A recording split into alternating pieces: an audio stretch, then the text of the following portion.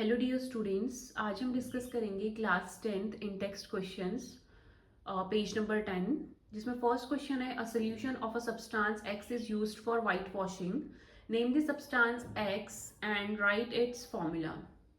Second part, right the reaction of the substance x named in the above with water. तो इसमें first part क्या पूछा हुआ है कि ऐसा सब्सटेंस बताना है जिसको हम वाइट वॉशिंग में यूज करते हैं, उसका हमें राइट इट्स फॉर्मूला लिखना है और सब्सटेंस का नेम बताना है.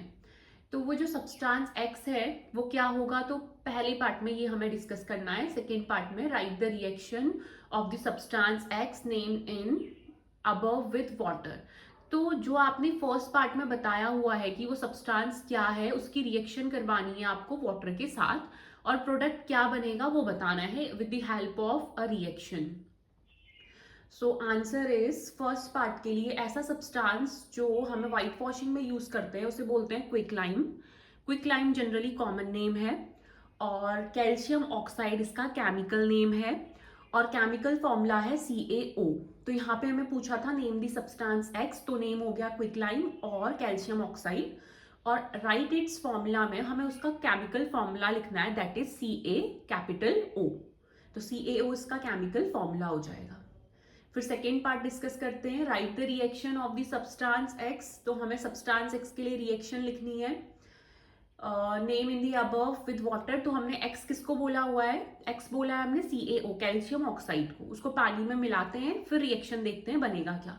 तो कैल्शियम ऑक्साइड मीन्स CaO को अगर हमने वाटर में डिजोल्व किया तो क्या बनता है, calcium hydroxide. Generally calcium hydroxide को हम चूने का पानी बोलते हैं, और कैल्शियम ऑक्साइड होता है चूना. उसको हमने वाटर के साथ मिक्स किया तो व्हाइट वॉशिंग वाला एक सोल्यूशन बन गया, जिसे हम व्हाइट वॉशिंग में जनरली यूज करते हैं. फिर नेक्स्ट आता है question number 2. Why is the amount of gas collected in one of the test tube in the activity 1.7 is double of the amount of collected in other, name the gas. तो हमें बताना है कि जो activity दे रखी है 1.7, वैसे मैंने आप लोगों के लिए बीकर बनाया हुआ है, 2 टेस्ट ट्यूब बनाई हुई हैं, उनको हमने एक बैटरी से कनेक्ट किया हुआ है, और राइट साइड पे दिख रहा होगा आपको हाइड्रोजन और लेफ्ट साइड पे ऑक्सीजन. तो हाइड्रोजन जनरली ज़्यादा फॉर्मेशन करता है as compare to oxygen gas के. तो ऐसा क्यों होता है हमें ये डिस्कस करना है.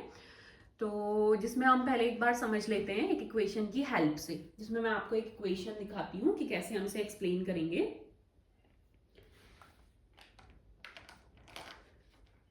तो यहाँ पे हाइड्रोलिसिस हो रहा है वाटर का इलेक्ट्रिसिटी के प्रेजेंस में. तो इलेक्ट्रिसिटी के प्रेजेंस में अगर वाटर का ब्रेक डाउन करते हैं तो ये कुछ ऐसे दिखेगा आपको. H2O इलेक्ट्रिसिटी के प्रेजेंस में ब्रेक करेंगे तो H2+O2 बनती है. अब अगर हम according to law of conservation of mass देखेंगे तो ये अनबैलेंस्ड केमिकल इक्वेशन है. अगर हम इसे बैलेंस्ड करेंगे तो बैलेंस करने के बाद क्या बनेगा, ये यहाँ पे लेफ्ट साइड पे H के 2 ही मॉलिक्यूल प्रेजेंट हैं, 2 एटम, यहाँ पे 2 एटम, ठीक है. और ऑक्सीजन कितनी प्रेजेंट है, 1 ऑक्सीजन है, यहाँ 2 ऑक्सीजन है. तो हमने यहाँ पे 2 लगा लिया, 2. अब हाइड्रोजन डिस्टर्ब हो गया तो यहाँ पर हमने हाइड्रोजन को बैलेंस करने के लिए 2 लिख लिया. अब according to law of conservation of mass, mass can neither be created nor be destroy वाला कॉन्सेप्ट आएगा, और LHS और RHS पे बराबर एटम प्रेजेंट हैं. तो यहाँ पे हुआ क्या, देखो हाइड्रोजन का जो अमाउंट है वो ज्यादा है as compare to oxygen. That's why जो हाइड्रोजन गैस है वो ज्यादा लिबरेट होती है as compare to oxygen gas. अब हम एक बार इसके स्टेटमेंट में जाते हैं. In activity 1.7, gas collected in one of the test tube is doubled of the amount collected in the other because water get hydrolyzed to release H2 and O2 gas. यहाँ पे भी वही बोल रहे हैं कि अब एक टेस्ट ट्यूब में जो गैस है वो ज्यादा कलेक्ट हो रही है एज कंपेयर टू अदर. क्यों हो रहा है, क्योंकि यहाँ पे जो वाटर है वो हाइड्रोलाइज हो रहा है, और हाइड्रोलाइज होने के बाद दो गैसियस स्टेट पे कन्वर्ट होता है, that is H2 and O2 gas. इसके बाद समझते हैं, here after electrolysis 2 molecules of hydrogen and 1 molecule of oxygen gas is released. 2 molecule of hydrogen gas and 1 molecule, only 1 molecule है ऑक्सीजन का, 1 molecule of oxygen gas is released, hence the amount of hydrogen collected would be double than that of oxygen.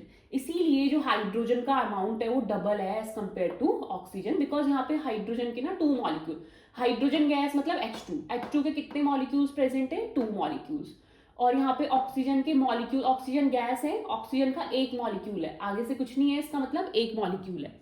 तो यहाँ से clear हो जाता है इस equation को। अगर हम देखेंगे कि अगर हम वाटर का इलेक्ट्रोलिसिस करते हैं तो वहाँ पे H2 और O2 बनता है, लेकिन अगर हम बैलेंस करते हैं इसे तो 2H2 बनते हैं RHS में और 1 O2 का मॉलिक्यूल बनता है, जिस वजह से हमें क्लियर हो जाता है कि हाइड्रोजन गैस जो है वो ज़्यादा फॉर्मेशन करती है एज कंपेयर टू ऑक्सीजन।